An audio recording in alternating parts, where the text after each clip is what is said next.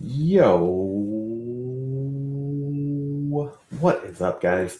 Thanks for jumping on to another live stream with me. This week, I'm continuing the live streams doing daily. I'm going to be doing a themed one each day this week. So I'll go over that here in a second. But just know I'm going to be going live every day this week, 10:30 Pacific. I'm going to be doing this actually, I say every day this week. I am out Friday, so I will not be doing a live stream Friday.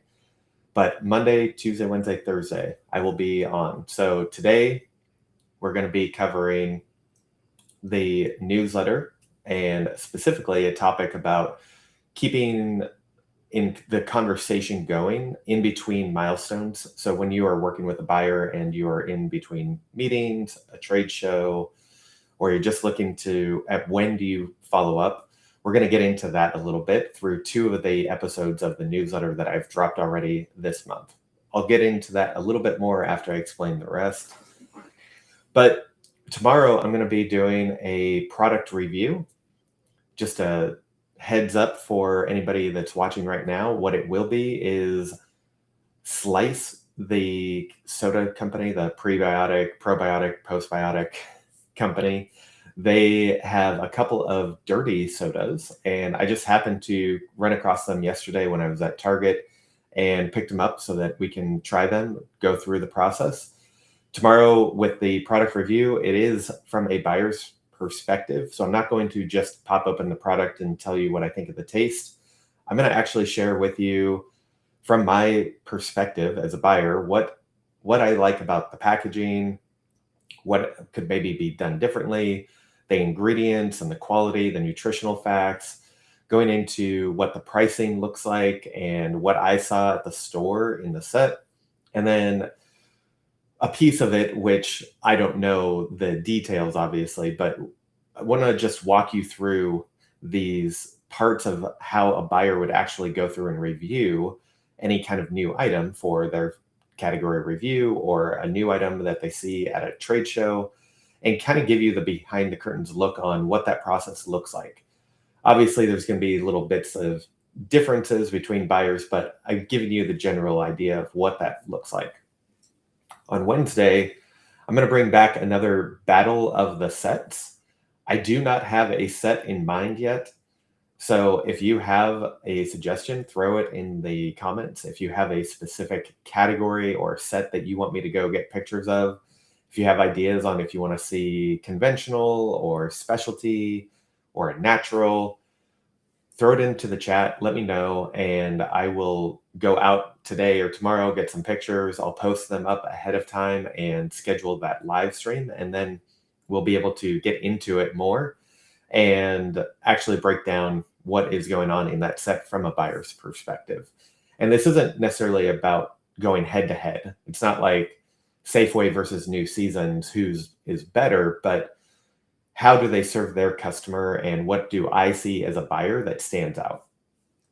And then on Thursday, I'm getting mixed up on my days already.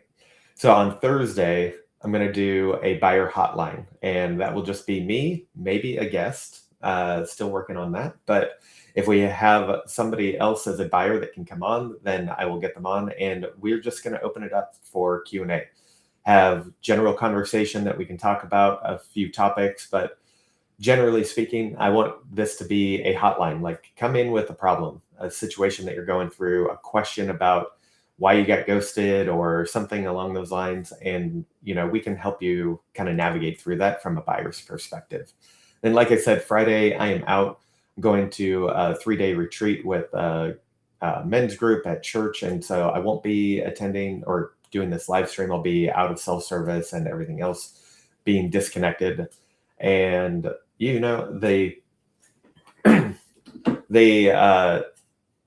live stream, it originally was intended to just go through all of May, and then I realized I was going to be gone for this weekend. But I will pick it up most likely when I get back. So the next week, Monday, the whatever day that is, 21st. I don't know if that's the day, but we're going to be jumping on, and I'll continue this chain of live streams. So getting a feel for it right now, understanding what do people like. Do you like the buyer hotline? Do you like the battle of the sets? Do you like the product reviews? Or will you like this newsletter? And so I'm not going to be able to do this consistently forever. So I want to kind of get a feel for it, see what people like, see what I like talking about, and be able to do one of these or two of these maybe a little bit more consistently. So this is kind of your opportunity. Jump in, be engaged, ask questions, and let me know what you like, what kind of content you get out of it, like what kind of content you like and what value you get out of each one, which one you prefer. And I'll continue doing these. It just won't be as often. Going for 14 days in a row is quite a bit and hard to manage, but it was something I wanted to challenge myself with, especially just jumping on and doing a live stream. All right. So really quick, Levi, I saw your comment. The bar set is always so saturated. It absolutely is. So that's definitely a good option to look at. I think looking at that from big conventional or mass, like maybe go to Target or a Walmart versus something local, regional, market of choice, or a New Seasons. Like I've been into enough New Seasons though. Like I want to share something else with you guys though. So I might hit up like a market of choice and get pictures there. But I like the bar set. If anybody else has ideas, throw it into the chat. All right, so today I'm going to share my screen in here in just a minute, but I wanted to lay the foundation for you. Every week, I put out a newsletter that is called The Buyer's Perspective. I've been doing this for a little over a year now, where I think I'm on I'm pulling up episode 81 and 82. So we've been going at this for a while. It's gone through some iterations on what that looks like. But as of this year, I took a reformat of the newsletter and really focus it on standards and how they all play into the buyer relationship. If you are a sales rep, the whole premise is that your standards of how you go to the buyer, how you communicate, how you prepare for meetings, all of those are what I consider buyer ready standards. And that's what I want to help you get to, because unfortunately, as in being in the role, there's a lot of gaps in what I saw out there. And it's not that people were bad. It's just that they didn't know what people actually like, what buyers actually prefer, or what they're going through. And so I am on a mission to expose that, share it, let people know how to approach buyers in a different way, and allow them to really become better partners quicker. And so the newsletter is built, you'll see this in a second, around this idea of different standards. And what I do is break down the standard and show you the different perspectives and components of what that looks like in a actual relationship, and how it can affect the buyer, and how it can affect how the buyer actually works with you, and how they treat you or communicate with you or treat your business, I guess, not treat you, but treat your business. And, I think I know there's a lot of value in this, and I just wanted to do this today, get it out there and share it with y'all. If you're not subscribed yet and you're watching this, go to my LinkedIn profile and click the link for subscribe to the newsletter. You'll also get a one pager that is a walkthrough, or like the key principles and buyer ready standards of getting through a category review process.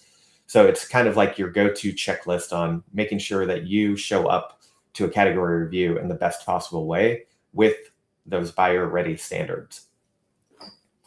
All right, so with all that said, I'm going to start sharing my screen, and we will go through we're going to go through probably 2 episodes. I'm going to start with one. We'll see how far we get, but this will go through until about 11 o'clock. And if we have time, I'll go through the second one. But this is starting here. I'll share my screen here. What we've got going on is in the newsletter itself, I have a monthly theme. So for May, the theme is staying in the conversation between milestones. And each week, I break that down into different areas. This first week, the May 4th, when I sent this last week, was the message that follows a meeting. And before I actually get into the message itself, I just wanted to explain this, that we create a theme each month and break it down into bite-sized topics like this so that you can see, again, different viewpoints, different angles of how each one of these topics really helps either support your relationship with the buyer or helps really erode trust. And we want to obviously keep you on the other side of this. So that's my whole goal in putting this out every week. And what I hope to help you with is build those better and stronger buyer relationships. All right, so let's get into it. So staying in the conversation between milestones. This could be a lot of different things. It can look a lot of different ways. The way I'm focusing it on for this week, at least, is the message that follows a meeting. Now, that could be a new item presentation. It could be promotional planning. It could just be an introduction to you as a brand or a brokerage, whatever it is. And it could just be solving problems. It could be your current vendor and you have an issue, you had the meeting, and it's solving a problem. So the thing that I really want to emphasize here is that the message that comes after the meeting, it's not just like a siloed thing. It's not just a message. It is essentially an extension of the meeting. It is the recap, and truly a recap. We'll get into it. I think I have it down here a little bit lower, but this is not to be just a thank you note and then be forgotten. Most meetings you go in with an intention, and unless you fix that problem, unless you solve that issue or you land the product in that meeting, I mean, there's 99% of the time you're going to have something happen in that meeting that has to have another action post meeting. So we don't want it to just end at the meeting, because a lot of times what I noticed was the follow-up would be really poorly executed in the way of actually moving things forward. And I'll be honest, a lot of times it was on me or the buyer. It can be that we have so many things going on, it's maybe not the highest priority, and we need that support. We need that recap with, hey, these are the steps that we need to take by this timeline. And when we don't get that, we're left to our own devices, and we're going to be working on other things, and we have other priorities and fires coming up that the stores are having issues, or there's another vendor that has distribution issues, or the distributor itself has an issue that we're putting out.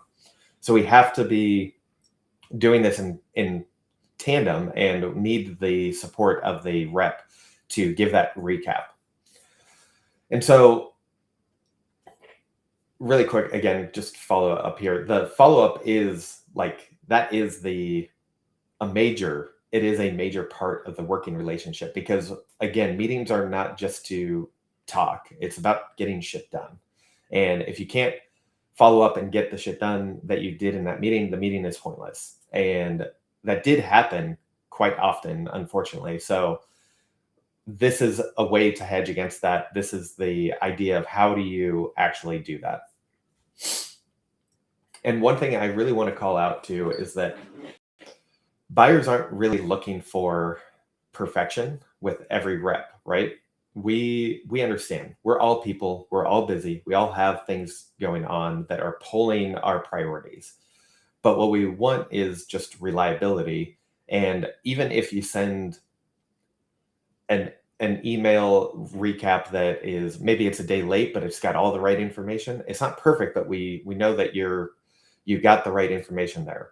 And there is different weight of what that looks like. If you send all the right information, but it's a day late, that's something that we could work with. But if you send a recap, within 2 hours, but you don't have all the right information and you don't have next steps clearly laid out, what's the point? Like, that doesn't serve me at all. And so there's just some nuances there.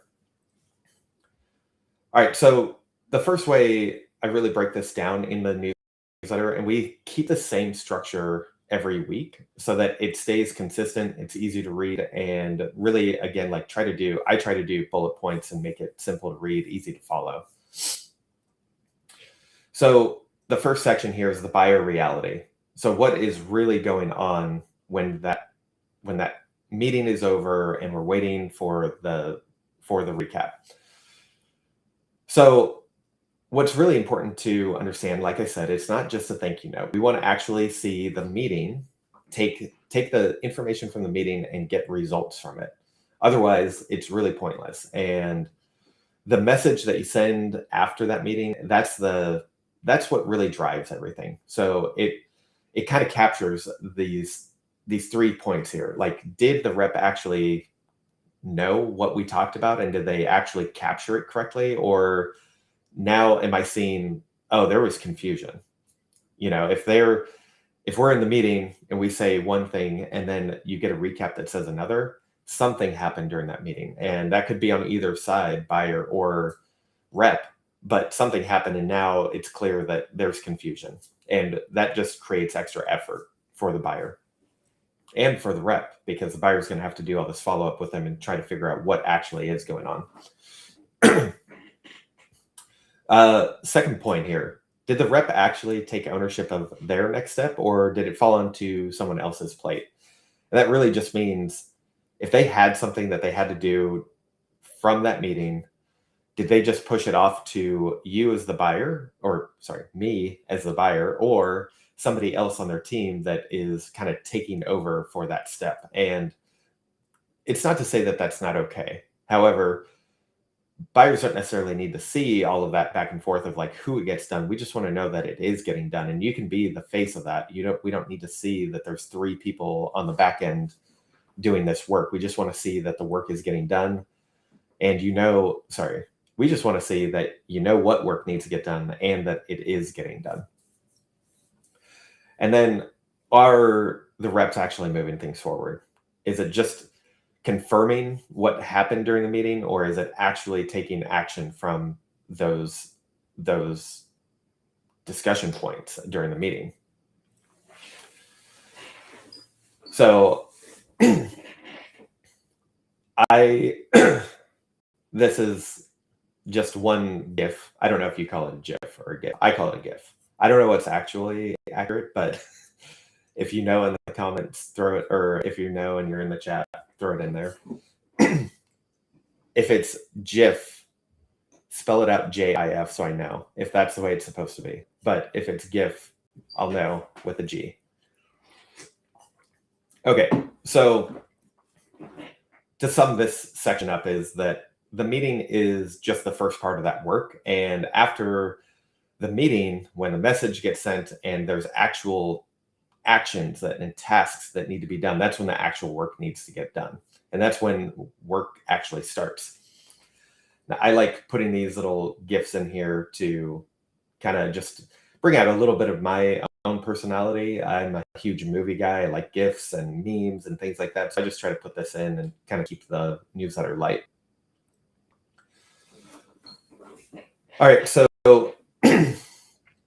where friction actually shows up. So this is like the point in either in the meeting or after the meeting where we actually start seeing things happen that it slows us down. It slows the process down. And that's the friction that we try to avoid at all costs.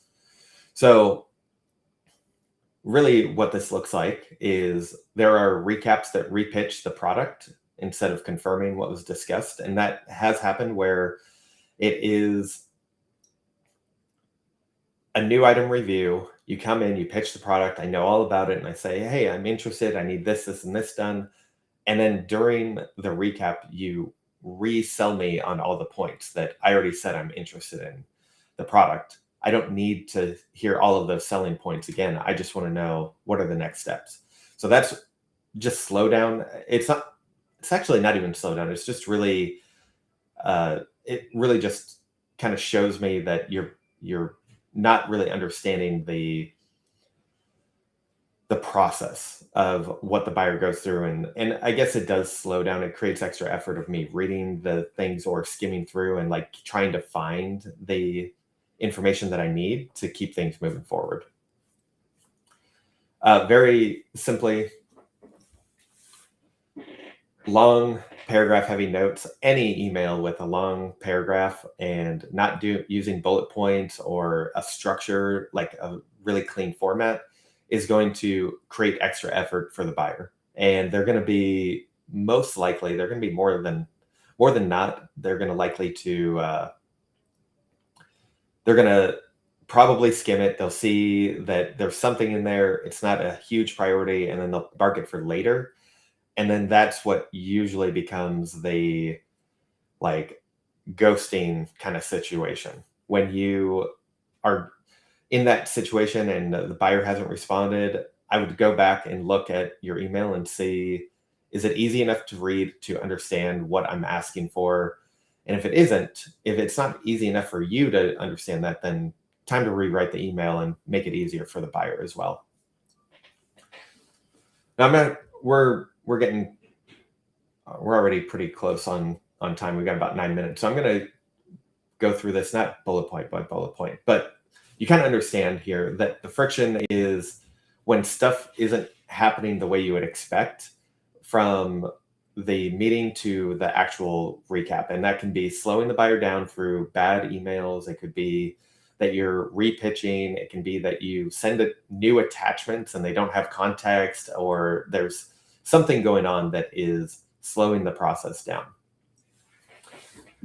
So then you move on to how does this actually impact the buyer? So in the buyer's world, like when that friction is created, we feel it, and we don't just like see it and notice it. We actually feel it, and a lot of it leads to us being slowed down. We're unsure of this rep now or the product because we're not sure if they're the best partner to support it, or maybe some details came out that show we're not really interested anymore in this product. But what that looks like now is between me, the buyer, and you, the rep, the relationship can change. And, that momentum that you had going into the meeting and coming out of it really slows down. I've had it plenty of times where I'm interested in an item, but then the follow-up lot was lackluster. And by the time things started, kind of picking back up, I moved on and I had already accepted other products in that category, or the timeline passed and I wasn't interested anymore. So there is a real price or cost to not following up correctly and not having the actions that you need and the next steps, and having clear emails that show what the buyer is to do, how to move this thing forward and keep things going. And what I notice a lot is, it's really basic, but when this happens the first time, it's not a huge deal. But if it starts becoming a pattern, then it becomes more of a pattern for me, where I get a little bit, weary of like seeing the email come through from that rep. And you just start to get known as the rep that you take it. Like, imagine this, you've got 3 or 6 cubicles with buyers in them at the office. And you just hear this deep sigh let out, like me checking my email and I see something pop up from somebody and just and have to take that deep breath before I can even start reading it. That is not the place that you want to be in. That is the place that we want to avoid at all costs, which is why, again, I am helping with this. It's not just about like slowing down the buyer, it's slowing down your own progress, because you want to be somebody that's easy to work with. And when you start doing these things, whether it's knowing or unknowingly, it can really slow down not just the product momentum, but your own relationship with the buyer. And then lastly, here in the email, I like to put in like, what is the standard to hold? We talk about being ready and having standards. And so really what that looks like, kind of pulling back all the pieces of what I talked about already and putting it on the flip side. We've talked about all the things that can go wrong. Here's what can go right. When you actually put a recap out there that reflects exactly what the buyer said. And it's not just adding new information. It's not just, like putting a thank you note in there. It's actually a recap and it has next steps to it. And the next step actually is tangible. It's something that can be worked on, meaning you're going to have an assigned person to it, like, hey, I'm going to own this. I'll get it to you by this date. And it's not going to be something vague. And this other thing too, like I said, the message is short enough to read and actually understand. You don't have to reread it and think about this and like try to decode it. It's not something that you have to put a lot of mental effort into. And then the tone actually matches what was in the room. So it's staying with professional, you're direct with your actions, like what happened, what actions do I need to take? And you're not beating around the bush. You keep things moving and keep that momentum going. So let's continue moving forward. I don't know what this is from, but sometimes, man, these gifts are really hard to find, like that match what it kind of lines up to in here. All right, so really quick closing thought on this newsletter. Buyers actually forget a lot of meetings faster than you think. We have so much going on, and if you're going to get a mixed bag. Some buyers are going to be really good note takers. Some buyers are not. They're expecting or relying on you to have that recap and have it detailed out. So you have to remember that, it's not necessarily what happened in the meeting, it's what they remember afterwards and like how you handled it. And because that's what really can set that apart. And, when it stops being what it means here, when it stops being a performance and starts being a working relationship, like you're not just going through the motions, you're actually working to solve problems. You're actually working to help the buyer make their job easier, which in turn makes your job easier and gets you better results. All right, so I wasn't sure how long it would take me to go through a newsletter, and we've just got a couple minutes, so I'm not going to pop open the next one. This one actually it comes out today, so I'll just share my screen really quick so you can see it, but I'm not going to go through it. But we're going to talk through in today's episode. It comes out at 12, so if you're not signed up and you're watching, you can sign up and it will get into your inbox if you sign up before 12 Pacific. And this week we're just talking about communicating through buyer silence. So meaning when the buyer does go silent, they ghost, or intentionally or unintentionally. This will help kind of break that down. What does that look like? How do you avoid it? Things like that.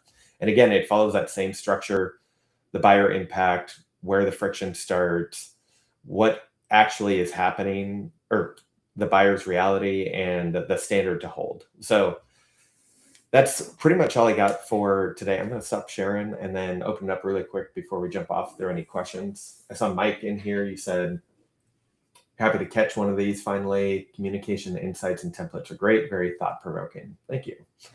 Always makes me think, what am I trying to accomplish with this message? So that's great. Love that.